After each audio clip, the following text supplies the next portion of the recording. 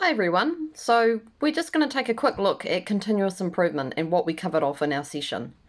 So we started off by talking about why would we want to do continuous improvement, and some of the reasons were that it would improve our customers' experience, it would improve the engagement of our teams who feel like they are working towards improving the way things are done, and that would create a better organisational culture.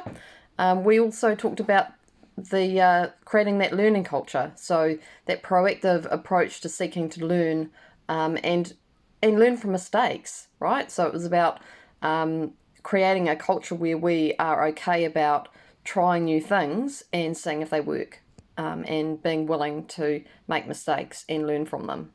So then we talked about the Toyota story, so the Kaizen philosophy, which is all about making small improvements and using the insights from our team to gain those opportunities for improvement. So actually asking them where are the opportunities and then testing them out and then reviewing results and refining.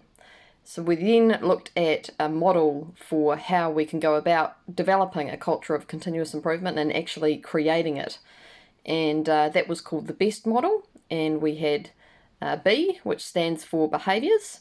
And that's the behaviours of your team. So what behaviours do you need to see in your team in order to develop that sort of culture of continuous improvement? And then we looked at E, which was the enablers, and that was you. You as a leader, how can you enable your team to continuously improve?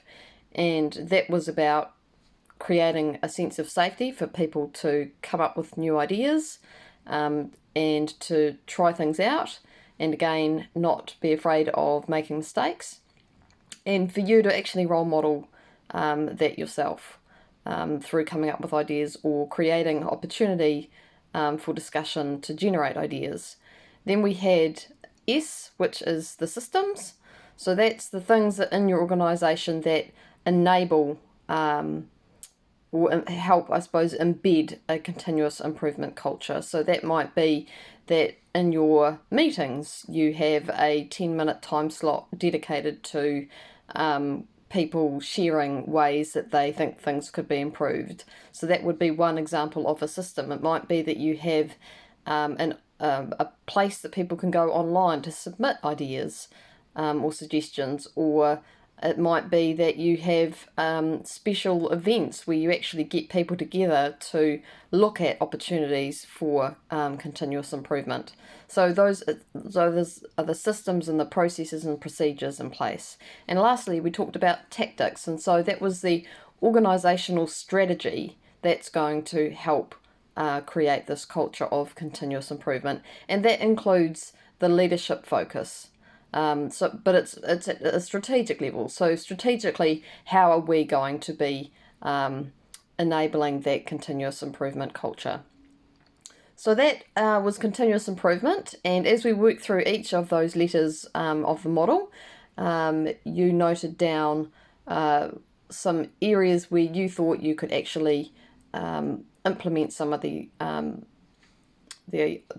suggestions that came through from that BEST model, so that at the end of that session you came away with a plan of how you were going to implement a continuous improvement opportunity in your team. I hope that helps refresh you on where we ended up. Thanks.